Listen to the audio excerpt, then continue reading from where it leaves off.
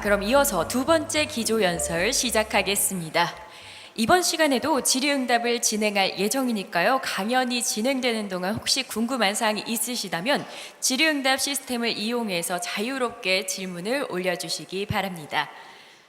자, 이어지는 두 번째 기조연설은 트럼프 1기 정부 때 에너지부 장관을 지낸 댄 브렛 전 장관께서 트럼피언스 에너지라는 주제로 강연을 준비해 주셨다고 합니다. 자, 그럼 큰 박수로 댄 브렛 전 장관님을 무대 위로 모시도록 하겠습니다.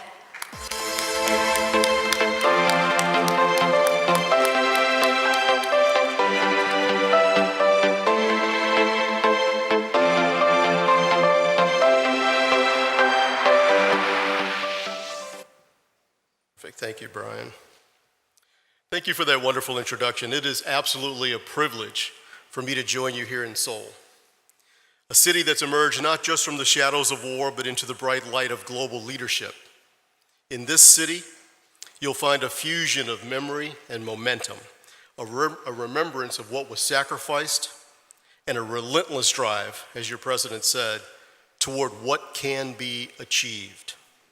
I want to thank the Korea Economic Daily and the Korea Strong Forum for their leadership in convening this vital conversation at a time when energy security and digital transformation are inextricably linked.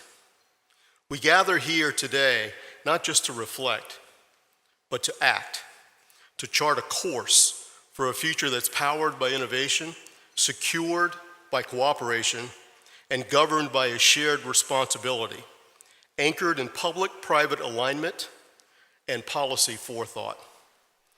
We are yet at another inflection point in history where the challenges of yesterday meet the intelligence of tomorrow, where energy, once the domain of barrels and pipelines, now moves through algorithms and neural networks, optimizing demand response and grid stability. Over the next few hours, we are not simply hosting a forum. We are stewarding a future powered by data, innovation, and international cooperation. As was mentioned in the introduction, I had the privilege and the honor of serving as the 15th United States Secretary of Energy. Today, I serve as co-chair of the Toradon Law Group, a firm that includes my colleagues Mike Pompeo and Bill Barr, the former U.S. Attorney General and the former U.S. Secretary of State, respectively.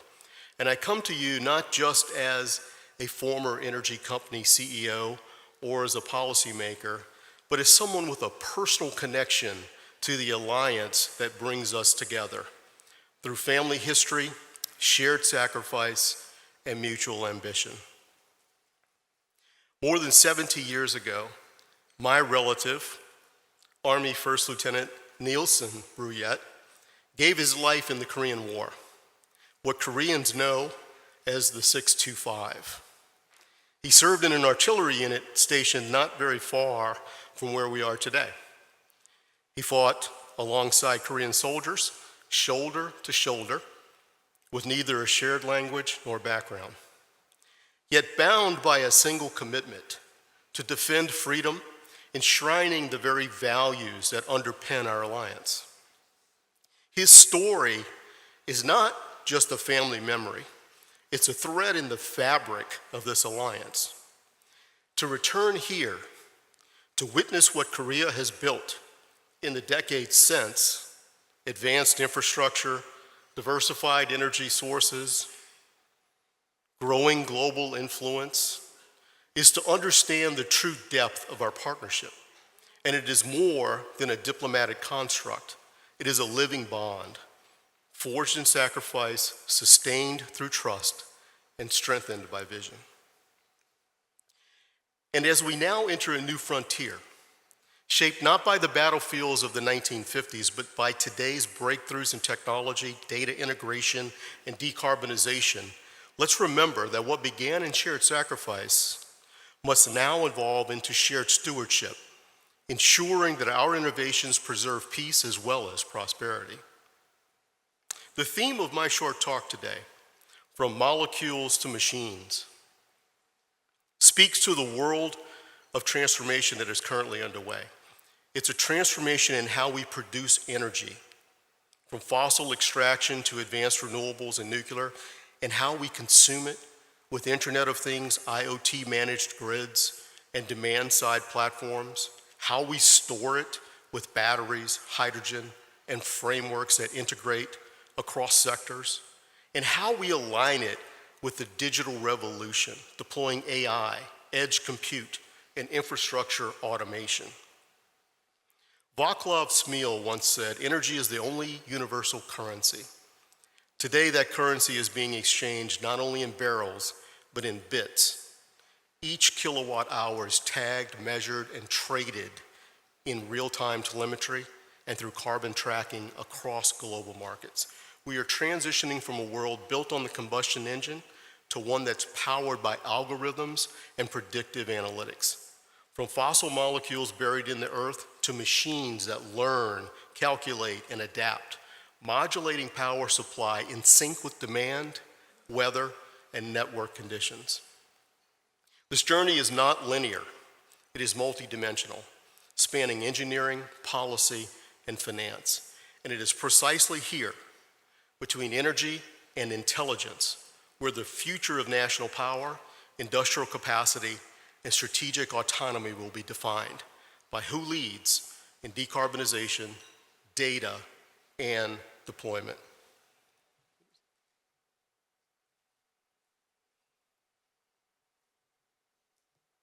Slide's not moving.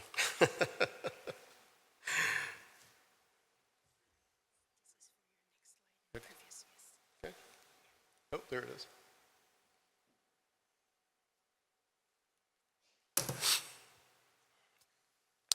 Today, we're navigating a world where energy systems are no longer just economic tools. They're strategic assets, shaping the balance of power across continents, from cyber-secured pipelines to AI-optimized shipping routes. These assets influence diplomatic strategy, defense posture, and investment flows. Today's geopolitical map is charted not only by borders, but by the infrastructure that fuels our societies, the pipelines that cross continents, the LNG shipping lanes whose routings affect insurance premiums, the undersea cables that transmit both electrons and intelligence, carrying essential data for finance, defense, and communications. The Russian invasion of Ukraine exposed a fundamental truth. Energy is leverage. When a nation holds a monopoly over supply, supplying over 40% of European gas, it doesn't just sell power, it exerts pressure, shaping foreign policy and public narratives. Europe's crisis did not begin at the pump. It began in the boardrooms and the ministries that failed to diversify supply chains, secure redundancies in pipeline and LNG route planning, and anticipate that energy infrastructure could be as consequential as military posturing. Mike Pompeo and I engaged in hundreds of meetings on this topic with world leaders throughout our tenure in office. We saw entire economies gripped by volatility, not because they lacked fuel, but because they lacked options, alternative suppliers, storage capacity, fast ramping electrical generation. That is the essence of resilience, the ability to absorb shocks without sacrificing stability. And in energy, that means investing simultaneously in distributed renewables, complementary dispatchable generation, multiple import routes, fuel stockpiles, and emergency interconnects, ensuring that no single provider or choke point can bring hardship. And today, nowhere is this more evident than in the Strait of Hormuz. Just 2 miles wide at its narrowest point, this tiny corridor carries more than 20% of the world's oil supply, flowing daily from terminals in Kuwait, Saudi Arabia, and UAE, and of course, Iran. The strait is not only critical, it's vulnerable, exposed to threats from Iranian mines and drones and asymmetric naval tactics. The recent events over the last few weeks obviously underscore this reality. Iran's parliament symbolically voted to close the strait, escalating tensions and almost instantaneously pushing oil prices into the mid-70s range. An actual closure, even if only temporary, would likely send prices closer to $100 per barrel, disrupting markets, raising shipping costs, and destabilizing economies from Seoul to Sao Paulo. Such a move would probably hit Asia the hardest, at least in the near term, because you are largely energy importers. China, in particular, sources a significant share, over 35% of its oil through the Gulf corridor. But the implications reach much further than just Asia, for global trade routes, inflation expectations, and importantly, the credibility of any collective response. So yes, Iran does have the means to disrupt shipping via the sea mines and the drones and the fast attack boats, and of course, shore-based missiles. But it obviously also has much to lose. As former CENTCOM Commander Frank McKenzie pointed out, a full blockade could well result in the total loss of Iran's naval assets. The U.S. Navy retains the capacity to restore navigational freedom, but the point here is not response. It is resilience, pre-existing strength, and deterrence planning. So the real lesson is this: when so much of the global energy supply flows through a single point, even the perception of instability becomes a strategic vulnerability. That's why energy diversity is not optional. It's a matter of national security, of national resilience, and of long-term stability. Redundant routing, diversified sourcing, distributed storage, and active demand-side management. These are not just the features of a modern energy system. They are the foundations of strategic deterrence, blending physical infrastructure, policy safeguards, and market design. And this is where the U.S.-Korea Energy Partnership offers a model. Korea has invested in those multi-route LNG terminals. You've expanded your nuclear generation for baseload reliability and launched serious initiatives in hydrogen production and import logistics. These are not theoretical commitments, they're operational investments that have reduced exposure and enhanced sovereign flexibility. Likewise, in the United States, we've moved from dependency to global exporter status, enabling our allies to pivot away from hostile suppliers and helping stabilize markets during times of crisis, acting as a supply shock absorber in real time. The United States is now the world's largest producer of oil and natural gas. These investments in partnerships matter because pipelines carry fuel, but partnerships carry assurance. Assurance earned through coordination, shared resources, and mutual defense planning. And in an era defined by uncertainty, pricing shocks, geopolitical rivalry, cyber risk, it is that assurance, not capacity alone, that will shape the energy future. But even as we confront traditional threats, we are entering an entirely new era, one that's defined not just by what we consume, but what our machines consume in the pursuit of insight and innovation. Artificial intelligence is no longer emerging technology. It is now foundational to industry, defense, health, and governance systems, requiring uninterrupted compute and energy capacity.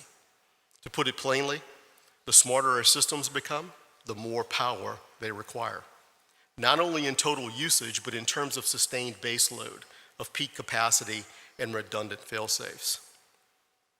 Consider this for a moment. In the United States, data centers alone can consume roughly 9% of the total electricity by the end of this decade, driven by AI training and model hosting. In the PTV, the Panyo Techno Valley, which I hope to visit very, very soon, electricity demand is projected to double the power to power smart mobility, biotech and defense, and fintech clusters that you have there. Globally, AI and data center infrastructure could exceed 1,000 terawatt hours by 2030, more than triple the current levels, requiring hundreds of gigawatts in new generation capacity and grid upgrades. These are not future hypotheticals. They're already pushing grid operators to evaluate new baseload, demand management protocols, and procurement strategies for dispatchable assets. How do we know this? Well, measuring the open source models gives us some insight into compute and energy intensity per query. Text models like Meta's Llama 3.18b with 8 billion parameters uses about 114 joules per response.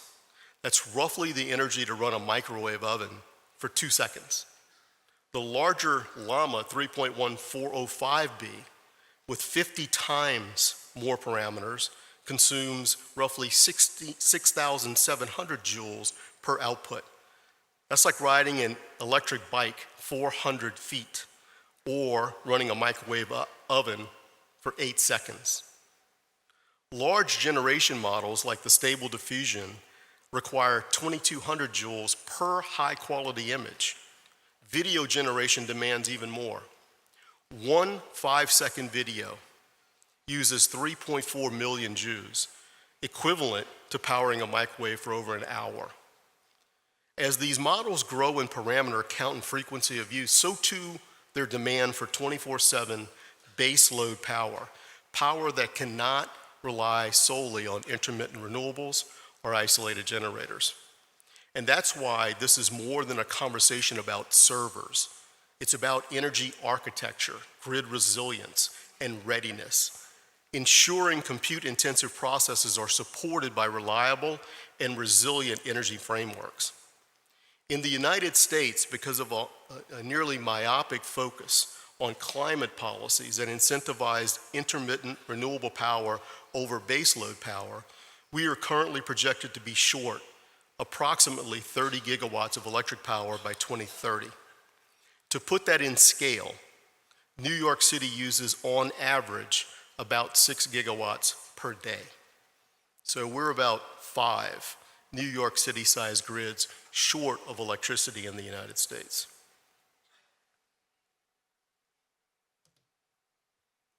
The good news is that as we confront this rising demand, we're also witnessing a renaissance in energy science and computational innovation. Fusion power, long dismissed as a dream, is now approaching viability through improved confinement times and private sector investment. South Korea's K-Star reactor set a global benchmark by sustaining plasma at 100 million degrees Celsius for over 30 seconds, a record pulse duration that validates advanced materials and magnetic control systems. In the United States, public and private ventures ranging from compact tokamaks to laser-based systems are racing toward deployable fusion prototypes, hopefully within the next decade. Fusion energy is indeed the holy grail. Zero carbon emissions, no long-lived radioactive waste, and practically limitless fuel supply. But the control challenge, taming plasma turbulence, maintaining confinement, and achieving net energy gain remains one of the most complex physics problems. To produce net energy, these fusion reactors must stabilize plasma at immense temperature and pressure, conditions where turbulence defies classical fluid models. And that's where quantum computing changes the equation. Quantum computers offer simulation power for nonlinear dynamic systems that classical computers struggle to model in real time. They can simulate turbulence, wave-particle interactions, and plasma instabilities, which can dramatically speed up the development of control algorithms, structure designs, and predictive diagnostics. Now, to be clear, quantum computation won't solve every issue with fusion energy tomorrow. It actually adds to our immediate energy demand needs. But it will accelerate our understanding and enable us to test, predict, and deploy reactor configurations capable of delivering scalable, sustainable power. This is not just about engineering a breakthrough, it's about computing our way to one, using quantum-enhanced modeling to shrink R&D timelines and, of course, shrink those costs. And it is here where the molecule actually meets the machine and where US-Korea collaboration can lead the world, not just in invention, but in real-world implementation, pairing Korean plasma research with US quantum infrastructure.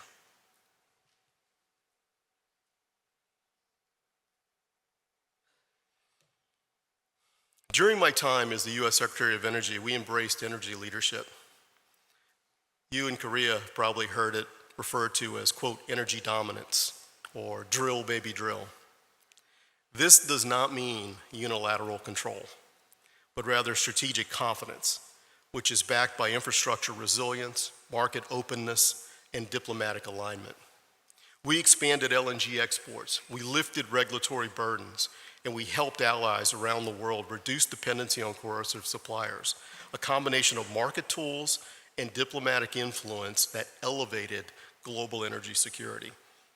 Every U.S. LNG shipment to Korea or Europe was not just trade, it was trust on the water, reinforcing reliability, price hedging, and emergency support in the case of many in Europe. Today, energy is diplomacy, and Korea remains a critical partner in shaping freedom of choice in energy markets by investing in alternative suppliers, storage, and integrated regional grids.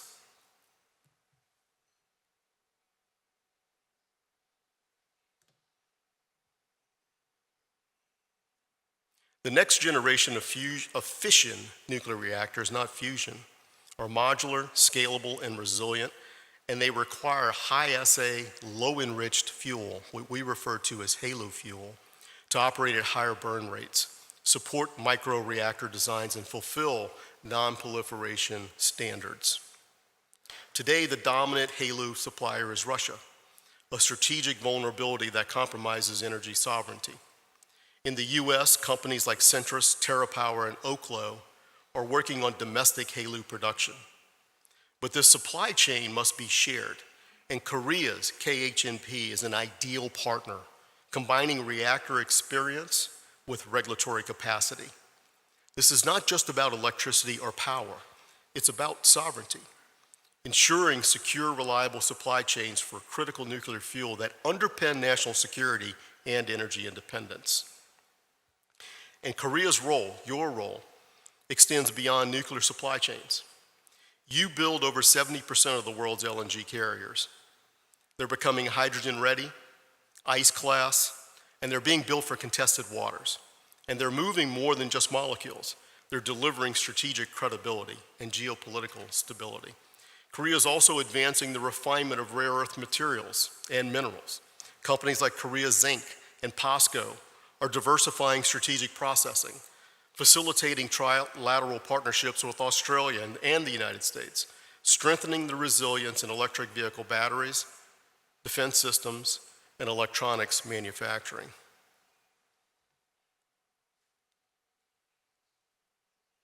The 2023 U.S.-Korea Energy Security Dialogue outlined key opportunities: hydrogen hubs, advanced nuclear, battery materials, grid intelligence, I think with measurable frameworks and shared targets. It is important that we establish, that we schedule, and that we conduct a 2025 U.S.-Korea security dialogue. We must move now from insight to execution, translating vision into policy, capital deployment, and pilot projects across Asia, Africa, and the Global South.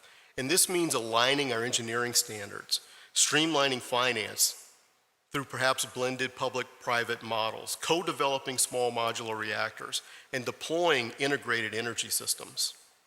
All of these things will create multipliers for lower emissions, expanded commerce, and economic development.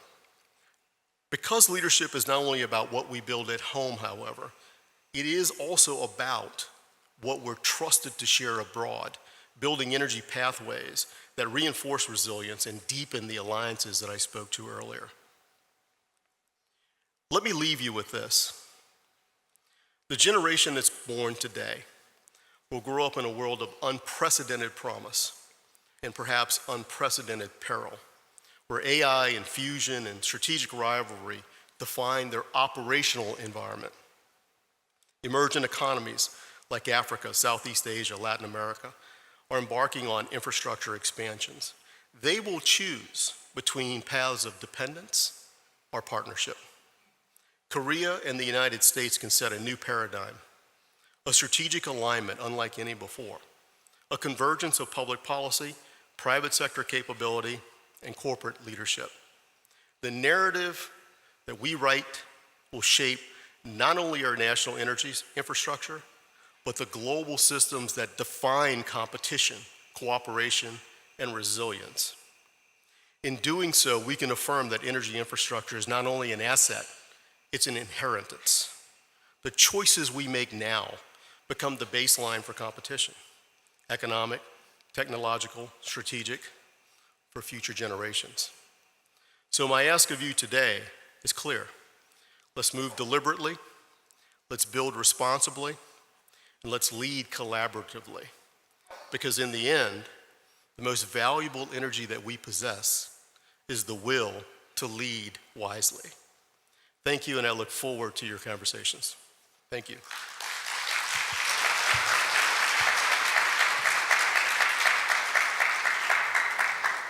네, 강연 감사히 잘 들었습니다. 지금부터는 또 여러분들께서 지금 현재 올려주신 질문을 제가 대신해서 또 전달해 드리도록 하겠는데요. So, Mr. Brewer, so since the following session will be in Korea, so please put on the interpreter device. So if you're ready, we will open the floor. Okay. Yeah.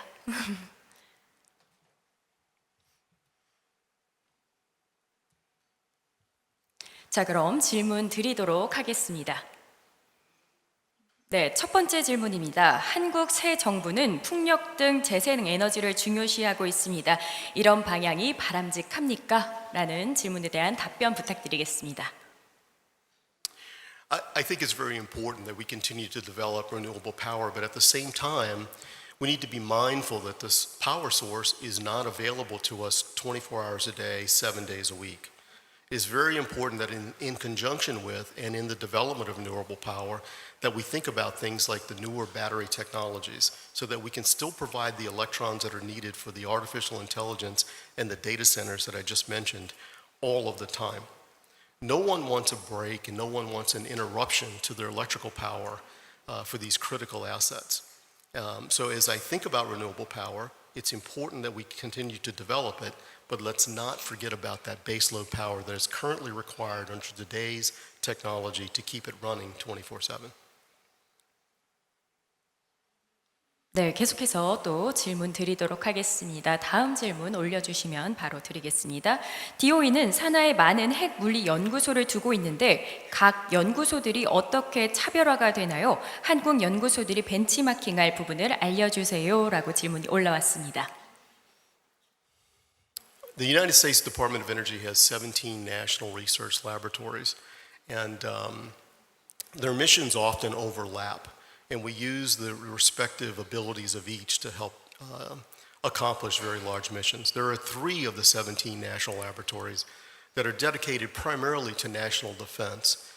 For those who are not familiar with the Department of Energy, this is the agency in the US government that developed what has become known as the Manhattan Project.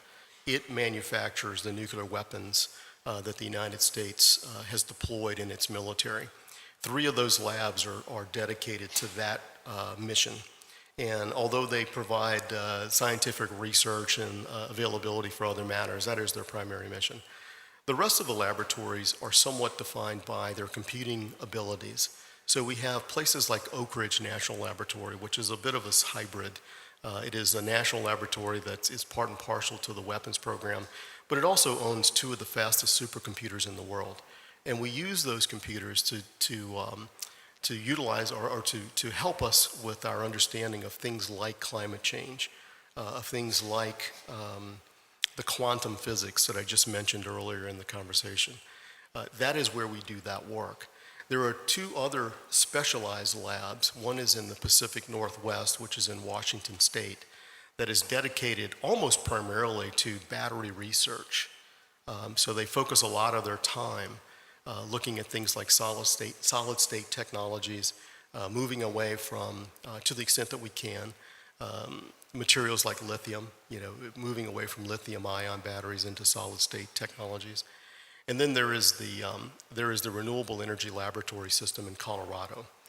And that laboratory is focused primarily on renewable energy, the development of new types of renewable energy, but also looking at the current technologies that we have in the marketplace.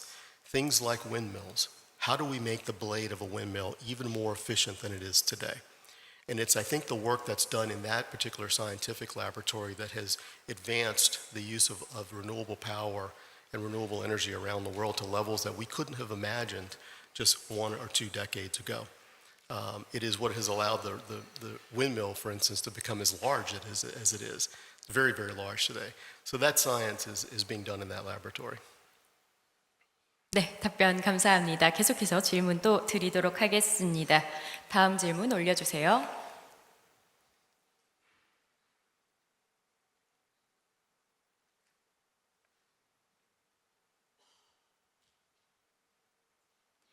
네, 다음 질문 드리겠습니다. 핵융합은 양자 기술과 같이 아직 실현되지 않은 미래 기술로 여겨집니다. 핵융합이 미국에서 언제쯤 상용화돼 산업용 전기를 생산할 수 있을 것으로 예상합니까? 라는 질문 올라왔습니다. 답변 부탁드립니다. I think fusion energy, fusion nuclear technologies are probably still, a decade away. We know much more about it today than we did yesterday. And the work continues. As I mentioned, there are 2 private sector companies in the United States that are working very, very well together and advancing our knowledge of fusion technologies, I think, by leaps and bounds. One is Commonwealth, which is based in Boston, Massachusetts. It's a spin-off out of our university, Massachusetts Institute of Technology, MIT. The other is General Atomics, which is in San Diego, California. Those 2 companies on the private sector side are doing a fantastic job of developing not only laser technologies, but smaller, more compact, more viable tokamak technologies that I think will help commercialize this nuclear technology, within the next 10 to 15 years. In addition to that, there are government programs within the Department of Energy, the Department of Commerce, and other places. I know the DoD is doing some work as well with the Department of Energy to help further that technology. But the challenge with any of this is not, I shouldn't say it's not. It is trying to make it work and work effectively. And we figured out how to do that, I think, at a bench scale. The real challenge for us today is to commercialize it. It's to make the economics of the technology work such that we can deploy it in a commercial facility or in a commercial environment. We're still not quite there yet. So my hope is within the next 10 to 15 years, we'll start to see this more and more. 네, 감사합니다. 아마 마지막 질문이 될 것 같은데요. 다음 질문 이어가 보도록 하겠습니다.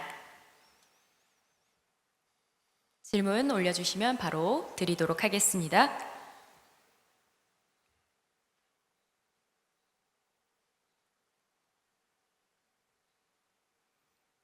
네, 질문 올려주시면 화면에 올려주시면 바로 진행하도록 하겠습니다.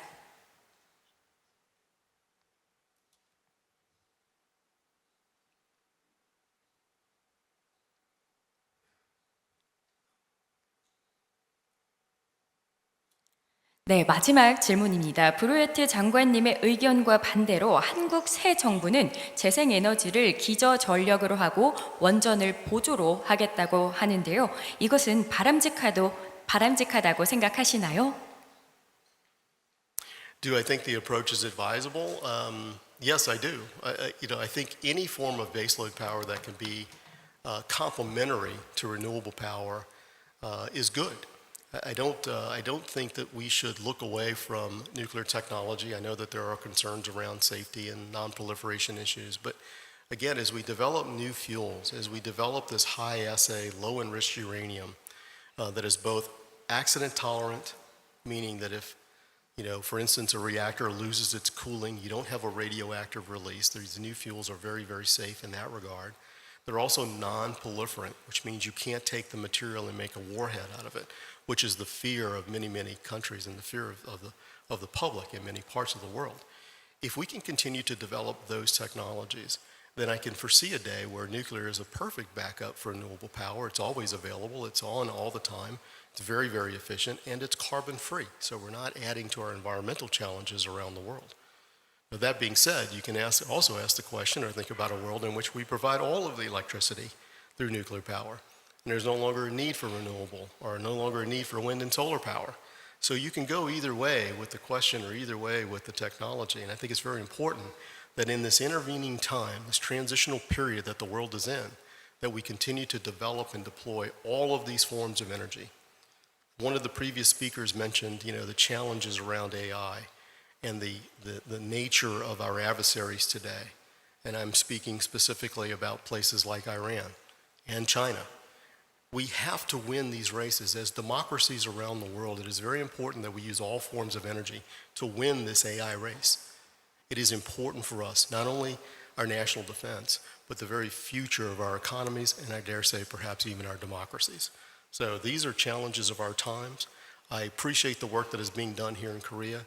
I enjoyed my partnership each and every day that I was in public office with all of your policymakers here, as well as all of your universities. Fantastic operations, fantastic programs, fantastic institutes here, and I urge you to keep up the good work. So that concludes our Q&A session. Thank you for joining us today. 자, 이것으로 두 번째 기조연설 모두 마무리하도록 하겠습니다. 수고해주신 덴브레 전 장관님께 따뜻한 박수 부탁드리겠습니다.